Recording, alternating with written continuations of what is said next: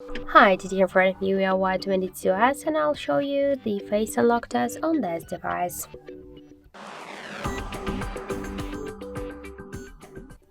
So I just set up my face recognition a couple of minutes ago, and now I'll make a couple of tries to unlock the device with my face, and we'll see how fast this feature is and does it works.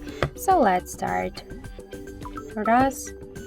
2, 3, 4, 5. As we can see, the face unlock option was here fast and correct, and I just unlocked the device less than in 1 second. This is the really good result for the face unlock. Just you can try this unlock method, but be careful, and because the face unlock is less secure than the passcode or PIN code unlock methods.